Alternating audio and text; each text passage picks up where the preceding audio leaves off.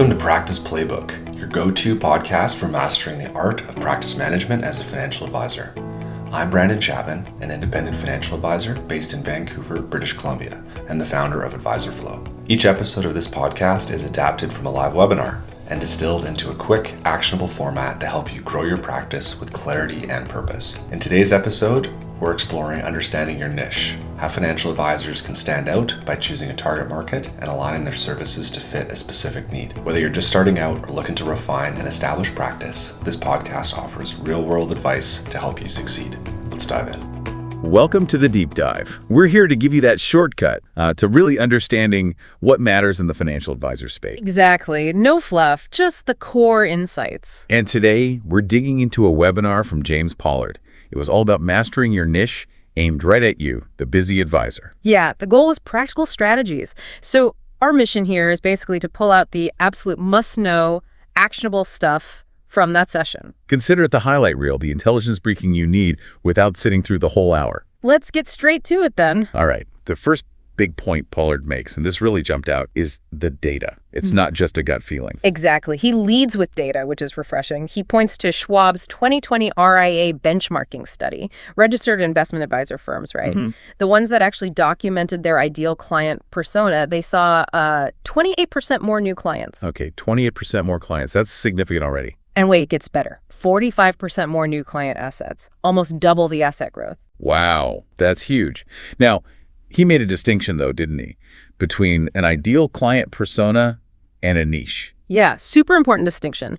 An ideal client persona might be broader, maybe psychographics, demographics, like, say, conservative folks nearing retirement in Florida. Got it. But a niche, that's much sharper. It's often an occupation, like corporate executives in Philadelphia or maybe dentists nationwide. It's specific. And that specificity is key because it gives you concrete places to find them. Pollard used the example, like if you say, find me police officers, suddenly you know where to look. Yeah. Specific podcasts, specific magazines, specific online groups. Right, it gives you actual targets, not just throwing marketing dollars into the wind. Precisely. And another pair of data he shared, this one from CE Worldwide Research, 70% of the top advisors, we're talking earning over $1 million a year, they have a niche. 70%. But he also said it's not just for the top earners. Right. Definitely not. He stressed that it helps advisors at all levels, even if your goal isn't seven figures, but maybe, working fewer hours or having a better work-life balance.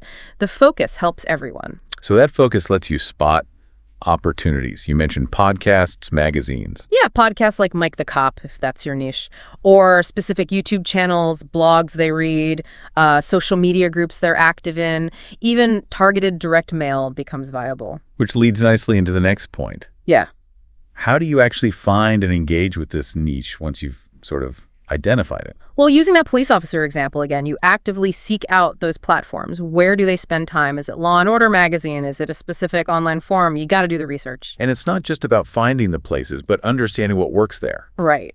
Pollard suggests looking at what content is already popular within that niche, what YouTube videos get the most views, what articles get shared. That tells you what resonates, what language to use, what topics matter to them. Okay, so you analyze the popular stuff, then what? Just copy it. Not exactly copy, but use it as inspiration for your own content, and then engage actively. LinkedIn is huge here, he emphasized. But not just posting generic updates. No, definitely not. Follow the influencers in that niche. Get involved in conversations in relevant groups, and don't just drop a great post comment.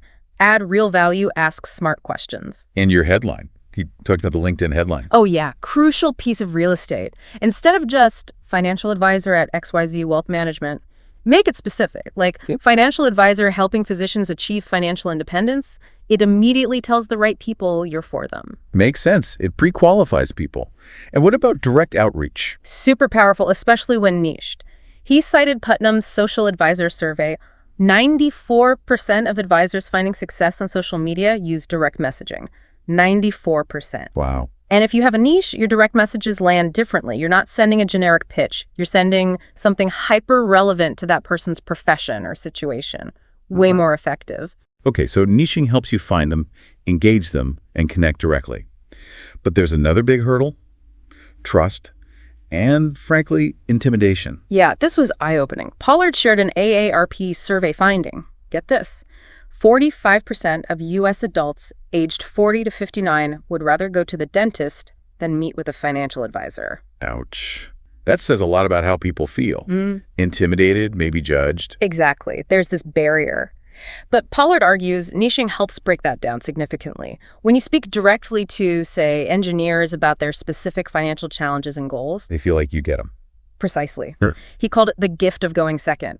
The prospect doesn't have to explain their whole world. You've already shown you understand it. They feel seen. That feeling of, oh, this person understands my situation must be incredibly powerful for building trust quickly. Absolutely. Especially, he noted, for advisors who have asset minimums. It softens the approach and makes that initial contact feel much less daunting for the prospect. So niching builds trust.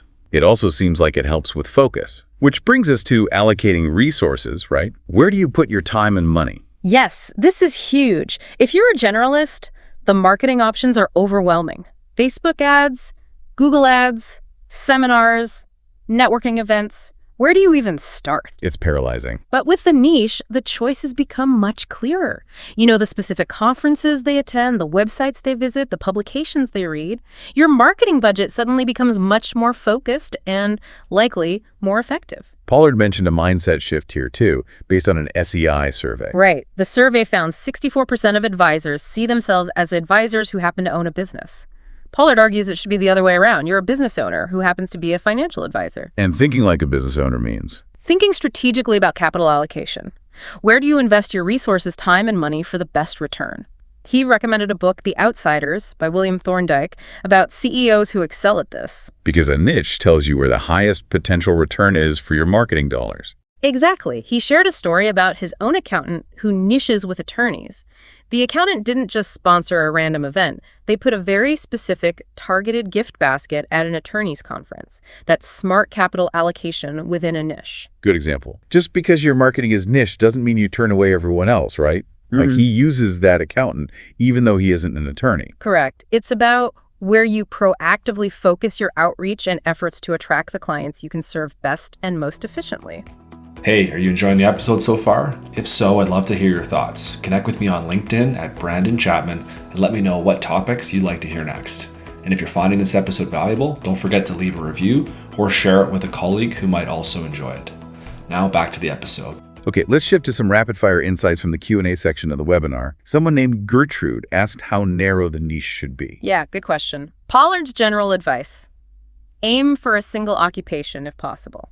But with a virtual practice, your geographic reach is wider. His rule of thumb, the 5 places heuristic. 5 places. Can you easily name 5 specific places online or offline where your target niche congregates? If you can't, your niche might be too narrow or poorly defined. That's a practical test. What about competition? Doesn't niching limit your pool and maybe increase competition within that niche? Actually, Pollard argued the opposite. Generalists face competition from everyone. When you niche, you stand out to that specific group. Your competition becomes clearer, but often less intense overall because you're the specialist. Makes sense. And for targeting specific groups like state pension holders? Same principle. Apply the 5 places rule. You need to deeply understand that group and know exactly where and how to reach them effectively.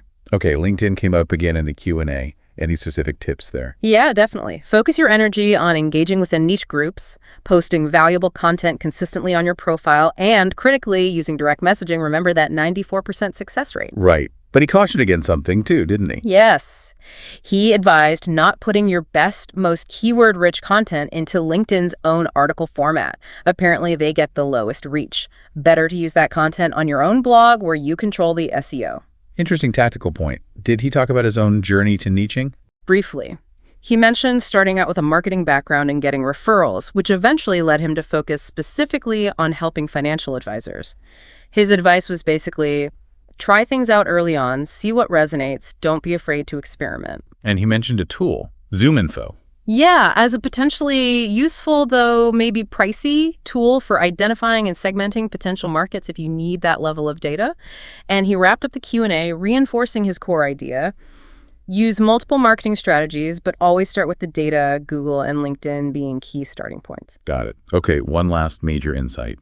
and it's a big one, email marketing. Huge. Pollard was emphatic about this. He called it the, quote, #1 most effective appointment setting strategy for advisors. Number 1. But not just any email. He warned against common mistakes. Absolutely. Big mistakes. Just sending out generic stock market commentary or constantly talking about money, money, money. Why is constantly talking about money bad? Isn't that the point? Well, he cited some research suggesting that priming people with thoughts of money can actually make them colder, more distant, less cooperative.